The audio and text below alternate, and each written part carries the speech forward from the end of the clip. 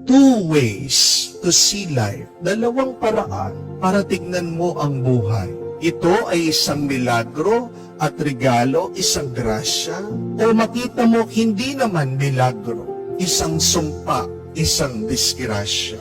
You choose. Pamili ka. At sa iyong pagpili, diyan manggagaling kung ano ang iyong mararamdaman at mararanasan sa buhay.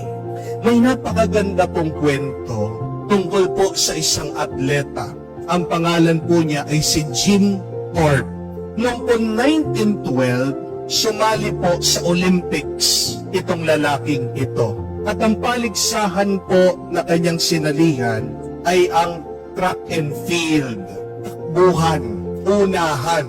Bago po mag-umpisa ang competition, may naging problema dahil may nagnakaw sa sapatos po ni Jim Thorpe.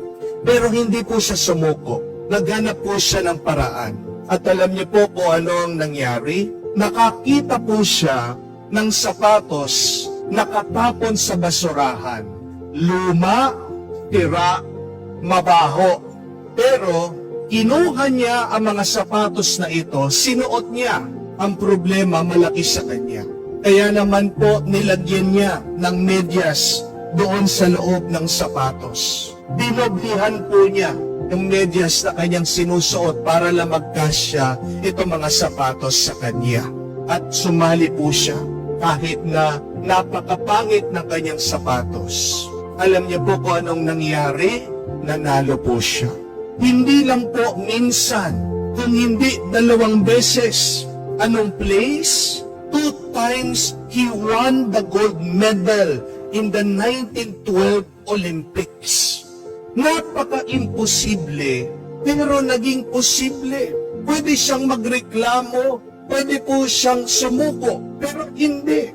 Dahil nakita niya ang kanyang buhay ay posible, isang milagro.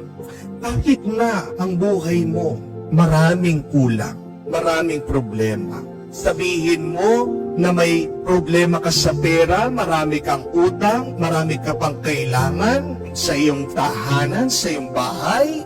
Kahit na sabihin mo, may problema ka pa rin sa mister mo, sa iyong pamilya, hindi kayo magkasundo, nag-aaway-away kayo. Kahit na sabihin mo, tumatanda ka na, marami ka nang nararamdaman sa iyong katawan, natatakot kang mamatay, nasasaktan ka sa iyong sakit. Nasa iyo kung paano mo titignan ang iyong buhay. Isang milagro o walang milagro? Isang grasya o disgrasya?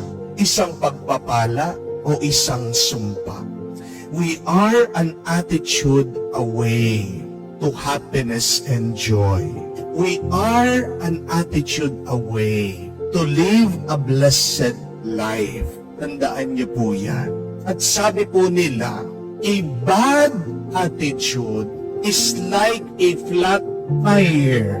If you do not change it, you will never go anywhere. Napakahirap po nang naglalakbay, gumagalaw ang sasakyan, flat ang gulong. Ang tawag po nila doon, running flat. At ako po nakaranas na akong ganyan.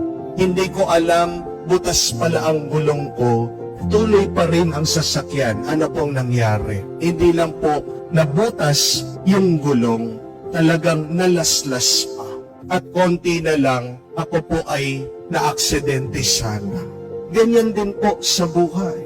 Kung masama ang iyong paningin, masama ang iyong ugali, hindi ka makakalayo sa buhay na ito. Hindi ka magiging masaya at hindi magiging mabunga ang iyong buhay. Kailangan mong palitan ang iyong paningin. Kung gusto mong maging mas makabuluhan ang buhay na ito, kung gusto mong maging mas mabunga ang buhay na ito, kung gusto mong maging masaya ang buhay mo, nag-uumpisa yan sa iyong paningin. Naway sa ating pagdarasal, naway sa ating pagsisimba, kahit paano, tinulungan tayo ng Diyos na mabago, maging malinaw ang ating paningin. Naway makita mo kung gaano kabuti ang Diyos sa gitna na mahirap na buhay. At pag nakita mo ang kanyang mga milagro, ang kanyang pagmamahal, naway buksan mo ang iyong bibig para magdasal, para magpuri, dahil pag mabuti ang iyong sinasabi, mabuti din ang iyong mararamdaman.